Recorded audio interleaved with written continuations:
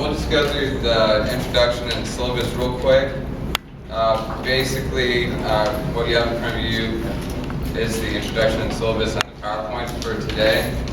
And that I don't know how many of you have read it already, but it's just kind of explaining that this is my idea of getting together a group of people that were interested, and especially this first group, people that I can get feedback from just basically getting a lot of questions about what I do for my diet and things like that. And so I kind of organized it into 4 classes, and this first class is really going to be kind of the most important because we're going to kind of build a foundation of understanding diet versus dieting, and maybe give a slightly different perspective on how you perceive nutrition. From what I've learned from working in the food industry for a long time, and also in my going into my 3rd year as a bio major, and some personal research, and it's all really tied a lot of things together, especially now after like microbiology and cell biology. The second class, we're going to go talk about juicing.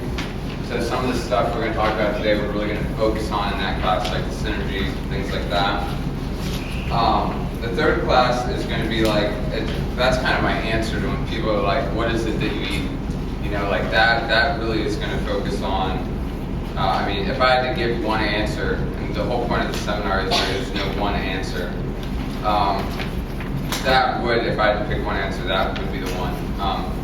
That's my dog food one. It's because that's the mixture of ingredients that I eat every day, like sometimes 2 times a day, sometimes 5 times a day.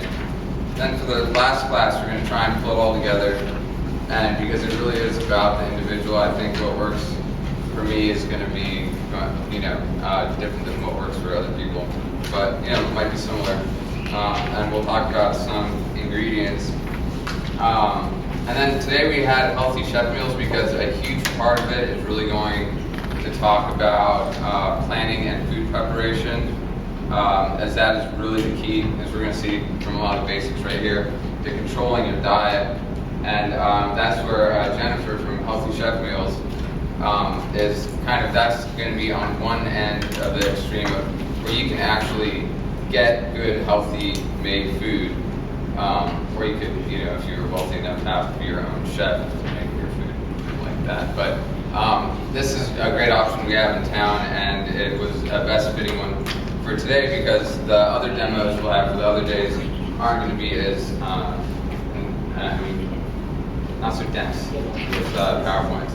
But anyway, I wanted to introduce Jennifer really quick, and she'll tell you a little bit about what they do. I have pamphlets. On there. Yeah. So I'm Jennifer, I'm a healthy chef, and I know a couple people in this room. Okay, that's the next spot.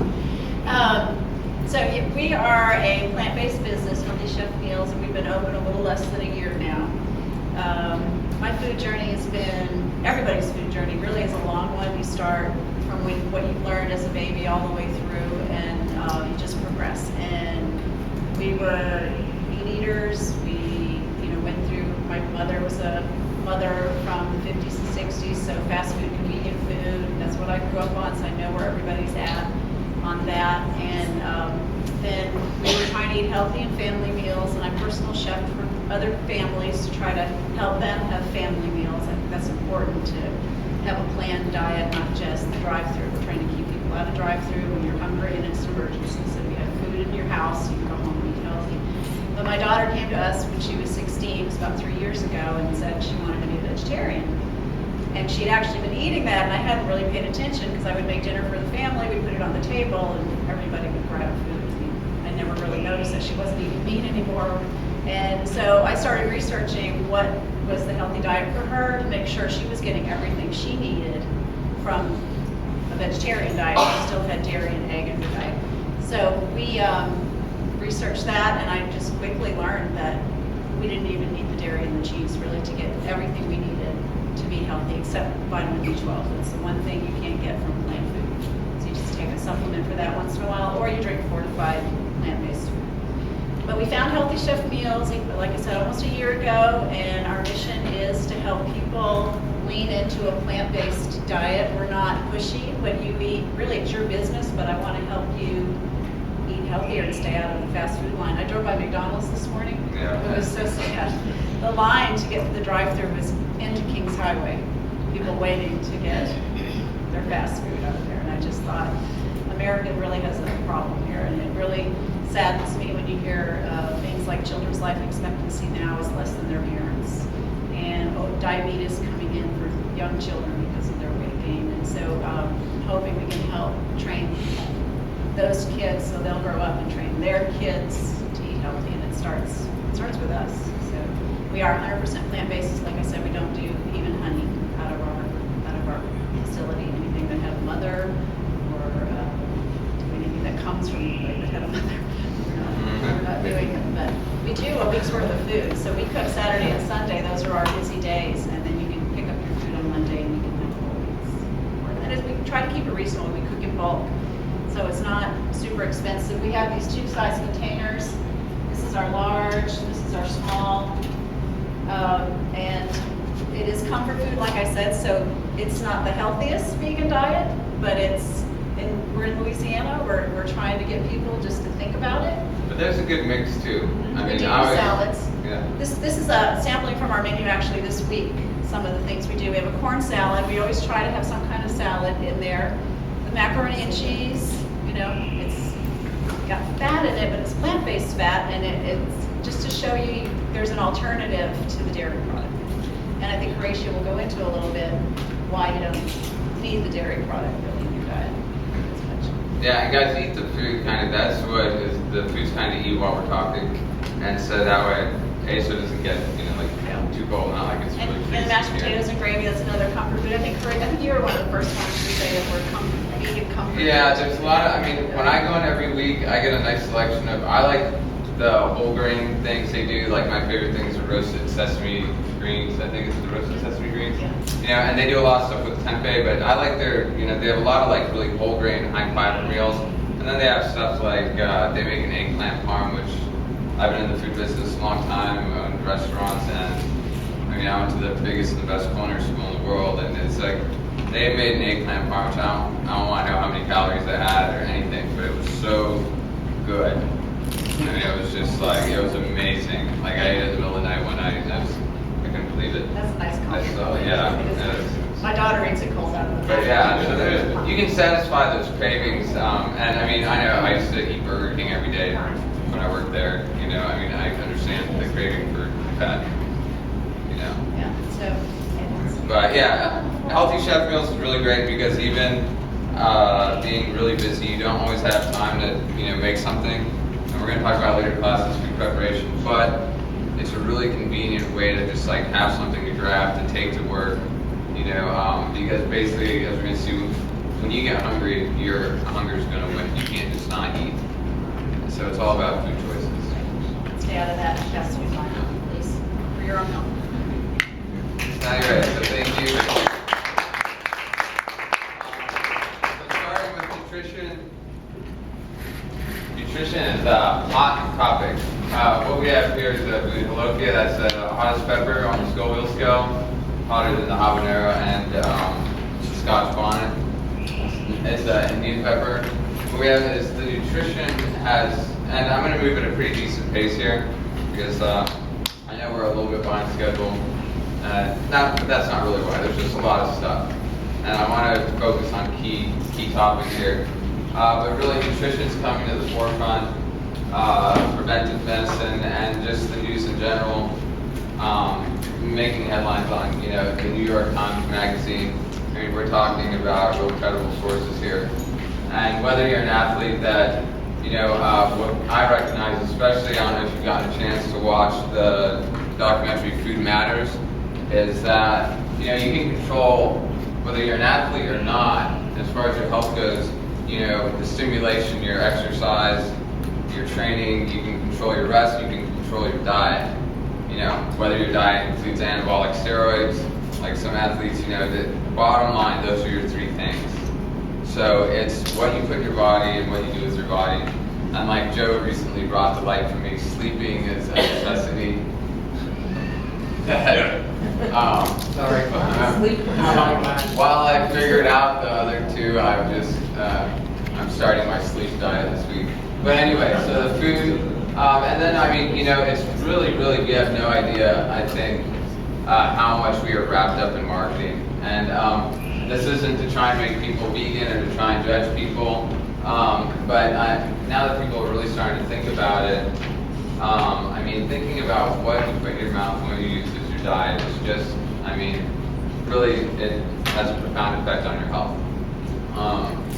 And other than that said, I mean, I used to eat nothing but meat. I used to cram, hundreds of grams of whey protein down my system. I was so convinced that you could not, that I wouldn't recover and this and that, until I heard a couple things. Dave Scott, probably the greatest triathlete ever, was vegan. And on top of that, it just, certain things started to make sense. After the biology classes and the self-experimentation, then it's like it really, started to make sense what was going on. So we're going to talk about the physiology of human nutrition real quick. And just one thing, one of my favorite quotes by Thomas Edison, one of the greatest minds in U.S. history, and I'm pretty sure he holds like the record for the number of patents as well, said that the doctor and teacher would give no medicine, but will interest his or her patients in the care of human frame, the proper diet, and the cause and prevention of disease.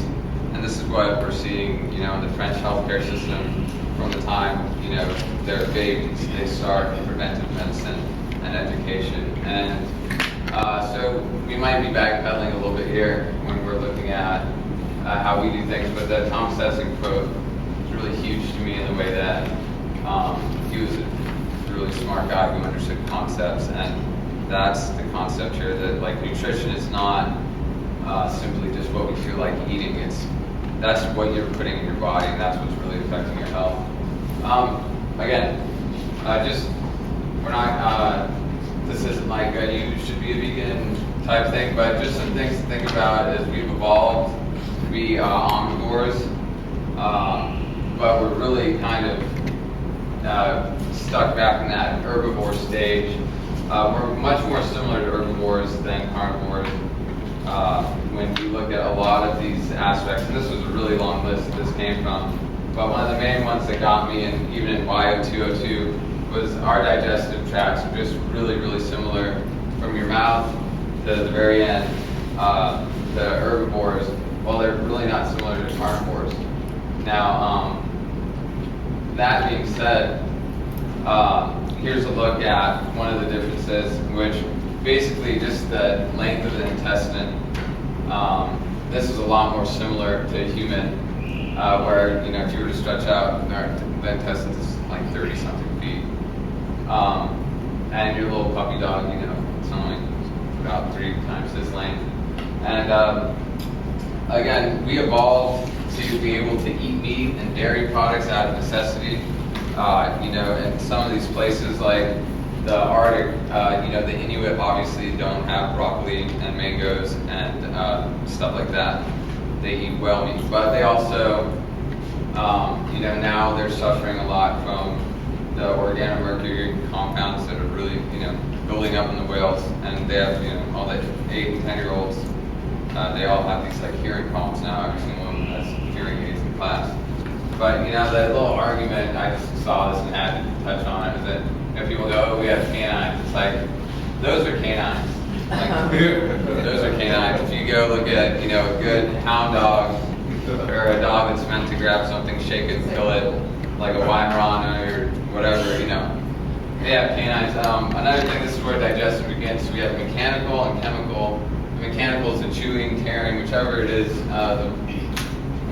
what the animal does. And then you have the chemical, which is any enzymes and other chemistry that happens. We have salivary amylase, carnivores don't. So we're really, we're kind of, anyway, again, I'm going to get all the vegan stuff out of the way in the beginning. But, you have, aside that, from elephants eat plants. I like to watch videos about silverback gorillas when I was a little kid because they're really buff, and they just kind of chewed on leaves all the time. And I was like, wow. I never liked milk, and that's probably because it didn't really agree with me. And then once I found out that that was basically the mammary gland of cow, and I thought about like different mammary glands in the animals they pertain to, I'm like, wow, you know, like who was that first guy that got caught sucking on a cow, you know, and like how do you explain that to the village? I don't know. But you know, and again, protein, like that's the whey protein, you know, is really a byproduct of the cheese industry. And by the time they get it to you on the shelves, you know, you're convinced that you're getting like solid gold. Oh my God, I'm so lucky I got the last thing on the shelf when there's, you know, it's on top of that processed. And so the idea here is that the anatomy and physiology in humans has not changed in tens of thousands of years. Again, we're not even getting into any, you know, religion kind of thing here, but we know that just based on scientific findings, we really have evolved. While modernization has had some negative effects on human nutrition, this is really dealing with food treatment. Agriculture is basically what shaped civilization. This is the big idea, that once we were able to settle down and figure out that, hey, we can like grow a big patch of potatoes, or like we can grow wheat, you know, whatever it is, we didn't have to be hunting and gathering as much. They could kind of settle down in one area, and you could maybe, you know, build up a supply of your wheat and make it through the winter. Well, this is where you see, and then again with animals, like figuring out that they could grow cattle, keep them in herds, and beside using them for meat, you could use them for milk. You know, goats and sheep, all that fall as well. And that's like for a human genome where, say, especially like when you look at the Roman Empire, the people that digested wheat, that could digest wheat, they just were selected for against the people that couldn't. The last 5,000 years, this is where we've taken a real turn. You know, we started cooking food. So that right there changes. And so saying that that this is where we're starting to surpass our evolution. We still haven't evolved over the past 5,000 years, but we're starting to change the forms of food that we had stopped evolving at that point to consume. So where we had evolved to maybe consume, you know, like this, like apple off the tree, this fish that we catch in the river. Now we're starting to take, or even grains, like stuff that, you know, we walk around and find on the ground and chew on. We're refining them into flour. So we're making these whole foods into more refined or altered foods. And like the pressing oils, that was one where I really thought, you know, it's like you really wouldn't, in our most primitive form, spend a lot of time gathering piles of vegetables or nuts or, you know, seeds and finding some way to press them in your little like caveman clan to get some oil, because the oil really wasn't that good and there's not that much you can do with it. You know, it just didn't make sense. But these are things that we came across because we found them useful in making more tasty food. Curing, salting, grinding, pickling. I mean, this was all a lot of stuff that got, you know, my great-grandparents through the winter, you know, in their homestead in Saskatchewan, Anna. I know, but yeah, but that's, I mean, like I still remember my grandfather, you know, it was all about the pickling and the, you know, so they're not all bad, like this isn't bad, you know, but preservation of food and this, like, the whole idea is it's not really fresh whole food that we evolved to consume. In the last 300 years, things got a little bit nastier. The profit-driven food industry is all about not losing food, no waste, and stopping food from rotting, which artificial preservatives really helped out with that. But the thing is, the way they work is that they inhibit growth of undesirable things. Well, at that point, you're kind of looking at things that can become toxic to your system. the refrigeration is a good thing for slowing down the degeneration of food. Whoa. Give me 1 second on that.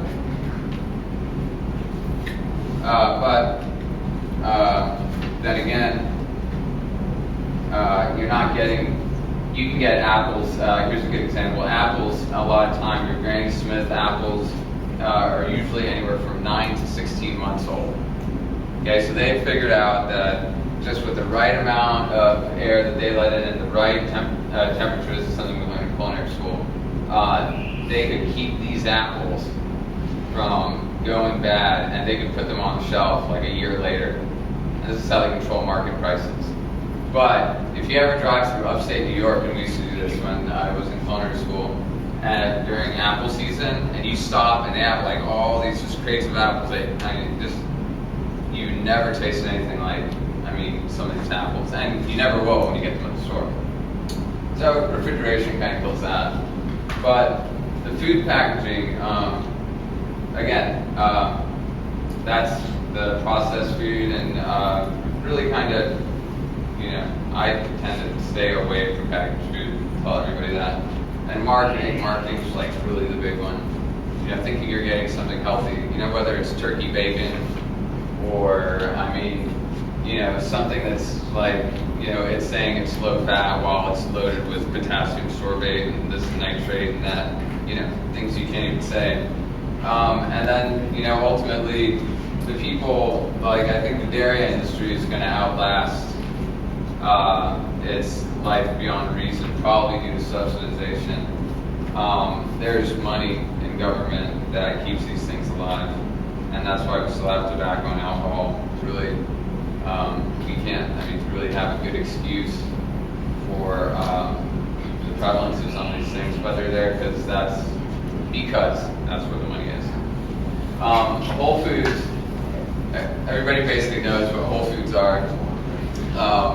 As you find them in nature, the whole grain vegetables, I have minimally treated fruits and vegetables. So then you get down to, then of course you have wild caught seafood and organic meats and, dairy products. And really I think of Whole Foods when I was up in the Bay Area at a sailing regatta. I dug up a parsnip, and it was like this big white carrot thing, and I thought I discovered like a new carrot. Like 16. And we actually like cut into it with our little, like sailor boy knife. It was like, wow, you can eat it. We discovered carrot. Found out it was a parsnip. But so the idea is that that's Whole Foods, but you really probably aren't going to find that. But the closest thing to whole food is really what you're looking for. Okay, so I do unadulterated, coming straight from nature. And realistically, the best options are what you're looking for. Seafood. We're not anywhere near the ocean, but you're going to find seafood here. So synergy is really what Whole Foods is all about, and just kind of, this we're really going to hit on with the juicing and everything. All those multivitamins and products that the synthetic and artificial products that you can get at the vitamin shop or whatever that tell you it's an all-in-one what your body needs, it's going to make you recover faster.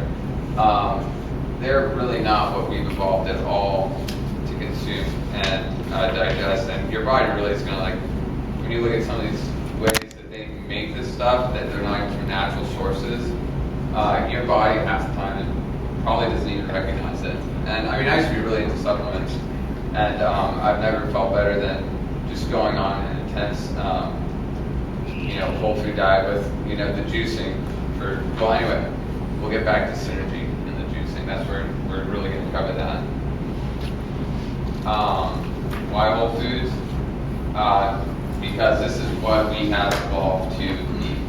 And so the closer you can get to these combinations of foods where we stopped evolving, the better you're going to be able to utilize that food. And also, if you're trying to get rid of all these things that are poisoning your body,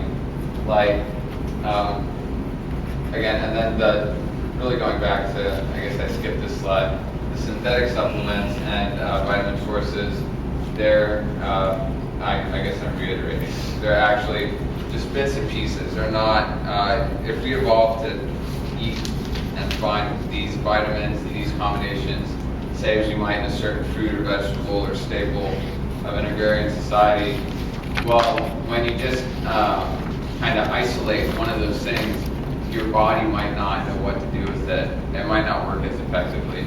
And on top of that, you're gonna have waste as well. I'm gonna add something to that, that my wife, she's a nurse. It's a little gross for some people, but she has a friend that owns a porta potty business. Yes.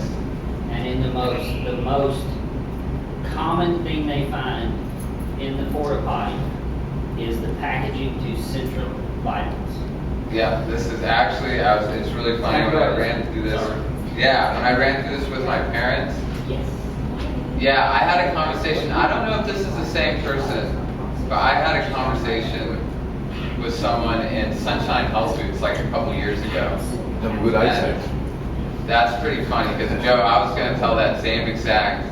I don't even remember who it was, but I ran into someone at Sunshine Health Foods that told me that. Yeah, it's just like the capsule. Yeah. Capsule packaging. Yeah, not the bottle that it comes in, but you take your capsule. Right. And the Yeah. body doesn't process the outer layer of it, and a lot of times it just comes right back out. Yeah. So you've essentially paid for something that you've never used. Expensive. Yeah. Yes. Very expensive. Almost the whole entire thing. Well, they say that's how you can tell if you're going to absorb it or not, is you put it in water or vinegar or whatever, and if it dissolves, then you'll digest it. If it doesn't dissolve within 30 minutes, you'll pass it. Yeah, it's like, I mean, a lot of these chemicals are just nuts. I mean, they're just, so, I mean, on top of that, your waste command, that's really funny because I was really going to tell, I'm wondering if we're talking to the same person or not, or if it's just common knowledge, but yeah, it's like, and then in some ways, like, is your body trying to get rid of it? I mean, you know, diarrhea from food poisoning or whatever, a lot of times, that's your body trying to flush itself, to get rid of it. So,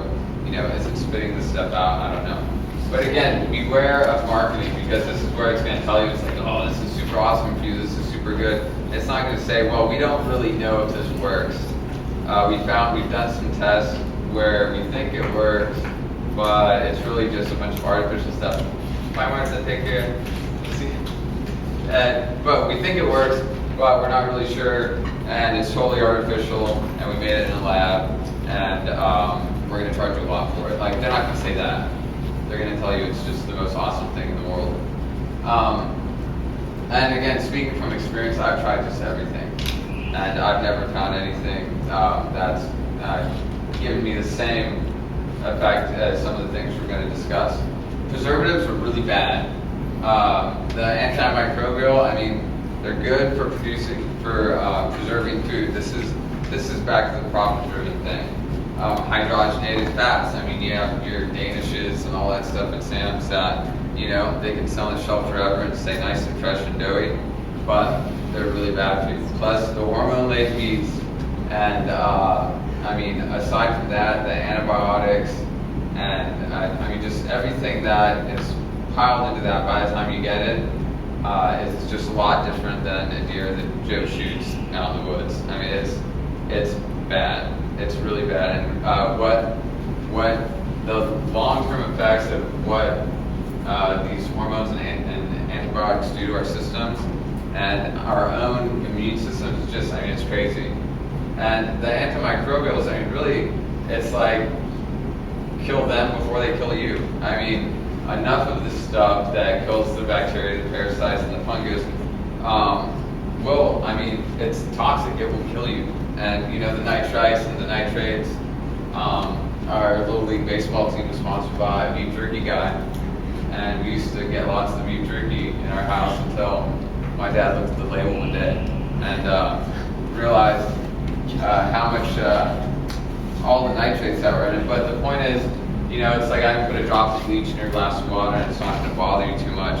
But if I give you a glass of bleach, or I build up a drop of bleach in your system each day, say I can put a drop of bleach in your system, eventually you become very toxic. And you might not realize it. You know, just like some other people, I used to smoke a lot. And I really don't know how I did it. I honestly, I couldn't explain. But damage your DNA, because that's when you start opening the door to cancer. And when you're, as an animal, when you're piling up preservatives, which can become carcinogens in your system, you're constantly doing DNA damage. When you smoke, you're constantly doing DNA damage. Just living and a lot of the processes that our body does, you're really using up your DNA. You're, producing more DNA. So any unnecessary digesting and, anything we can do to reduce inflammation can really be a nice thing. But definitely removing poisons from your diet is a good thing. And that's where preservatives really don't come into play. Human digestion, this is where it really tied together for me. And microbiology and cell biology. Nutrients, we have the macronutrients and the micronutrients. Ignore really the amino acids, lipids, and sugars. Those aren't really micronutrients. They're really just the broken down forms of the macronutrients. But we're all familiar with the carbohydrates, proteins, and fats. Really, the conventional, balanced diet really pretty much stands. The idea of what we're getting from certain foods isn't maybe what's so accurate. But you do need carbohydrates, you do need proteins, and you do need fats. But again, a lot of those, you can get from a completely plant-based diet. If you look at, some of the foods that I'm really, the biggest fan of, Asian cuisine, they really have a nice balance. Of course, I don't put it on silent. We are notobiotic creatures. This is where, when you get hungry and when you're trying to change your diet or when you're dieting, this is really an understanding that it's not necessarily just a willpower thing. There's a lot of stuff going on. Basically, you are kind of like a little community, and especially when we're talking about diet, from here to here, you have intestinal flora, or your gut flora. And so these are the microorganisms that they get the food, or they get the nutrition from the food into a usable source for your body. So especially the vitamins and the minerals. There's bacteria in your intestines that really make them available so that we can absorb them. Without them, we couldn't do that. And ruminants such as cows and bulls, they have a much more complex system for assimilating some of the things that they need, such as proteins from grass. But basically, there's a population of microbials in your intestines that do your digesting. And we're not going to go into those details, but a lot of the chemical signals that you get when you are hungry is a direct result of that population. So, they ferment unused energy substrates. Basically, they use up stuff that's kind of trash. They train the immune system. They identify toxins, well, not toxins so much, but antigens, stuff that your immune system will build against that, say, might be in your diet. So people that can drink the water in their home country, but you can't. They might have been doing some work on that since the time they were little kids. They also try and maintain a stable population. So when a bacteria comes in that's bad, you probably eat a little bad chicken all the time, but you don't know it because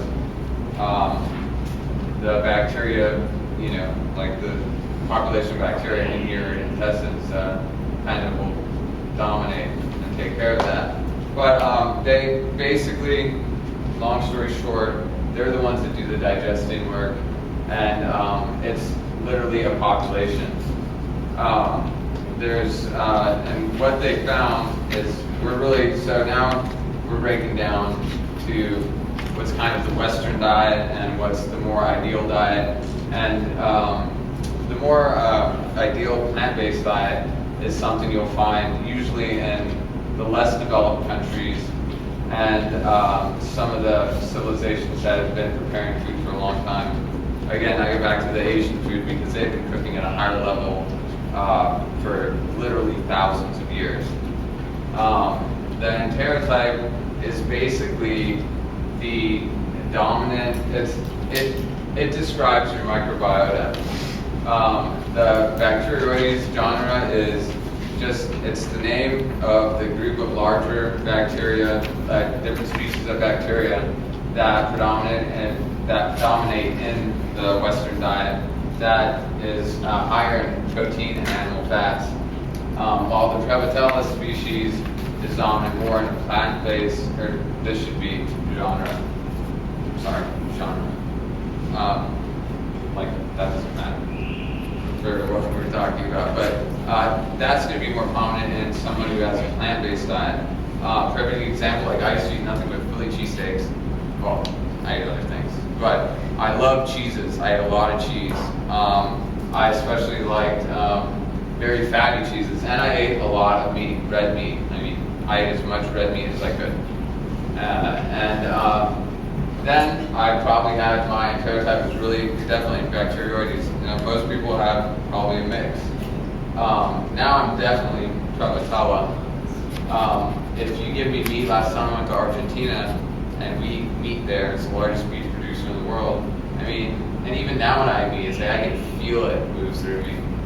You know, I mean, I can literally, it takes me forever to digest because I just don't have that one anymore.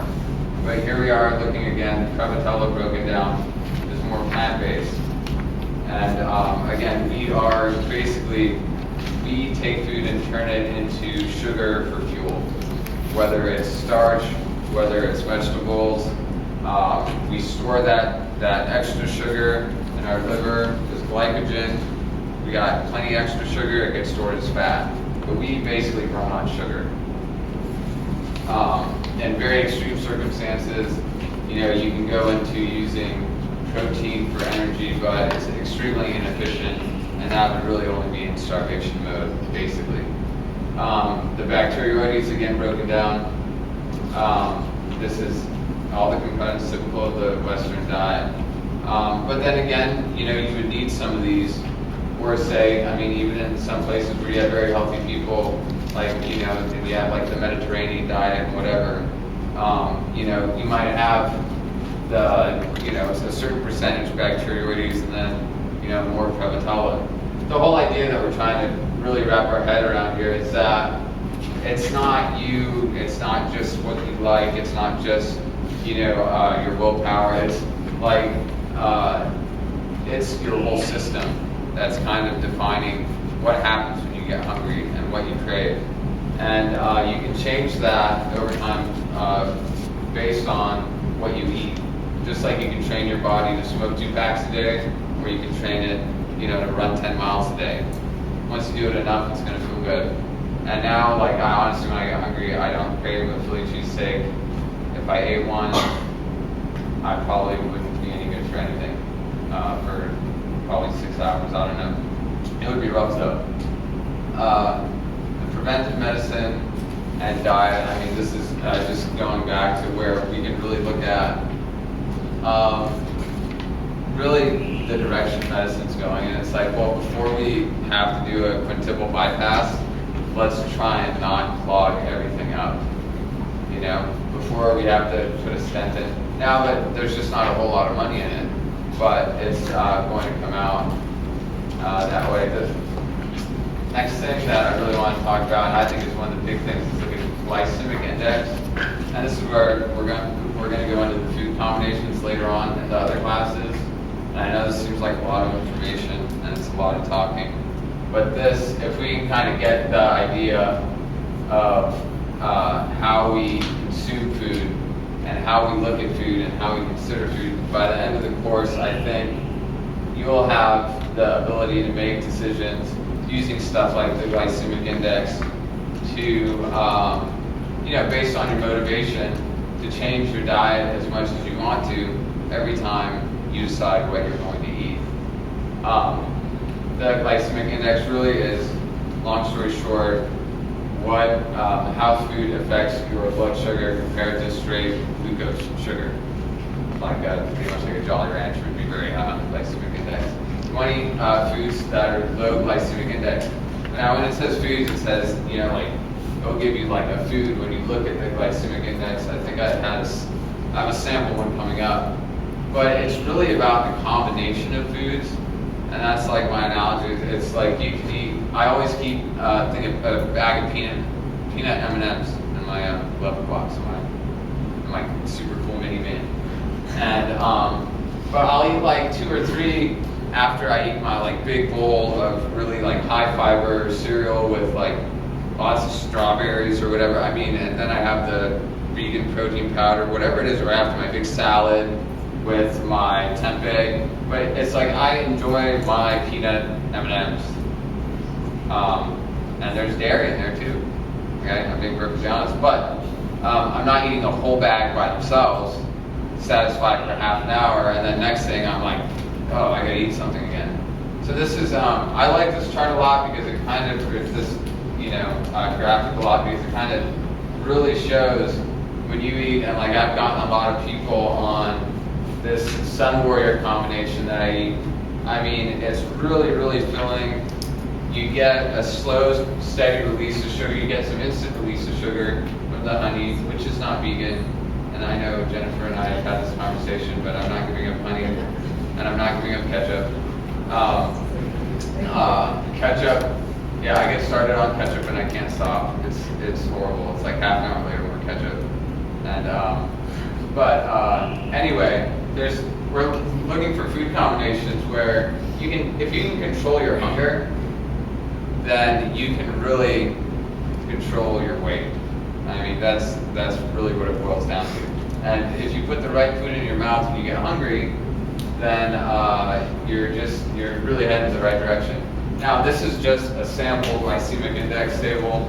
You can find plenty more on the internet. I would suggest going to some of the sites that are more reputable, maybe like some some diabetic-oriented site, something like that. Because I found some glycemic indexes tables that just didn't really make a whole lot of sense. But we know that snow peas and zucchini are very low. We know that donuts are very high. And again, this is a major control point for obesity and diabetes, as we talked about.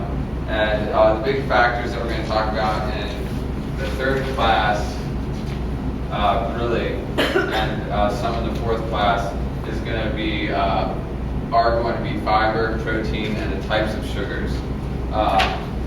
That's just like a huge way of saying that it's really all about the combinations, and you don't have to give up your foods.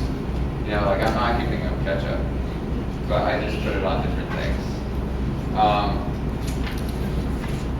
Let's see, so yeah, really wrapping up, this is just for fun, my genealogy. We have the fully Italian D'Agostino side, really serious there. And this is, then on the other side you have my grandfather on my mother's side, and that's the mix of English with some Irish slid in there somewhere in the immigration. So that's kind of a look at where I'm coming from. That picture was actually taken in Greenland, and that's my grandfather was in ironwork and he worked on towers, and that was, he said what looked like it was just the foreground or the background was actually like 80 miles away. But that's a good example of a place where we evolved to have to eat meat, because during the winter you weren't going to find anything green, even though they're in Greenland. You better be able to, figure out how to catch that caribou and kill it, and, eat every bit of it. The D'Agostinos, we made lots of pasta. My last memory of that grandfather was a very large man with a big hairy chest and an apron with a rolling pin, and he made really good pasta. And so, that's how I started out. Pretty low body mass index. Hormones hadn't really hit yet, but I still, was in pretty good shape. And then I did this myself. That's really good. I don't know if you can see that. Yeah, that doesn't show up so well. That one's pretty good. That one's pretty good. I look like I just ate myself. That's the Argentine asado. That's down on another Argentina trip. And it's actually nothing but all your different cooked farm animals. And they do a really fantastic job of it. That's my uncle, and he's just like, he's just the king of it. We got this big family down there, and every Sunday they eat probably about, I don't know, 20 pounds of meat, maybe.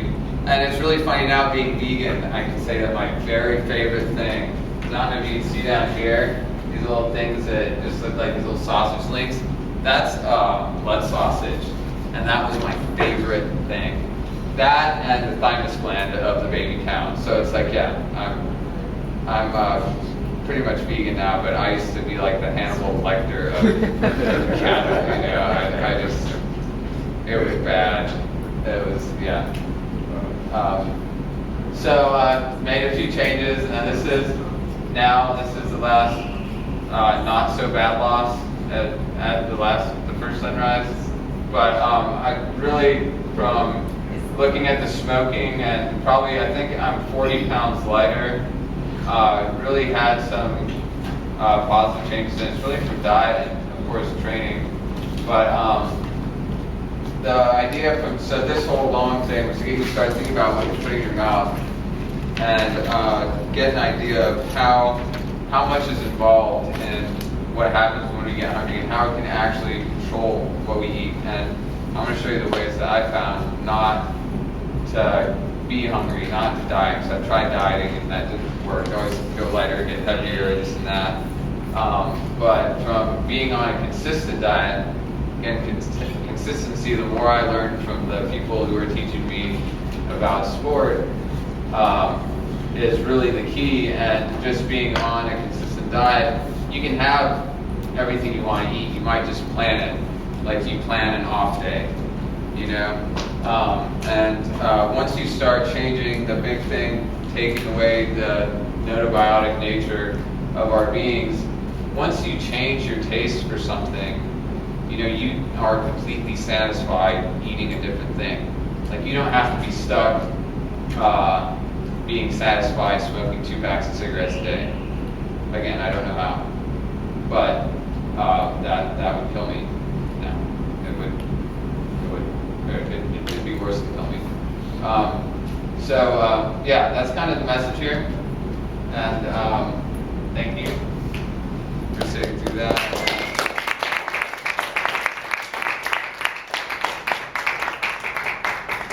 Yeah, I'm gonna try and put together some, by then maybe see if I can collect some data, see what might work for you guys. We really didn't, we kind of got into the one side where, you know, there's some people that aren't gonna chop an onion, that don't have time, that, you know, might be able to use it for 1 meal a day. I use healthy chef meals. For me, it really comes in handy. Once a day, it's just like that thing. I gotta be in the fitness center, then I gotta be there, and it's like I grab a plastic container that doesn't just fall open in my car, and I take it with me. And most of the time, I'll, you know, throw it on top of a salad or something, or douse it in ketchup. I'm being honest here, you know, it's like I just have pre-made food, but we're gonna talk about juicing to supercharge your diet, your micronutrient intake. We're gonna talk about what is that main thing I eat. And then we'll talk about some food preparation and some real quick basics that it's easy for a chef who's done nothing but cook for the last 10 years to do.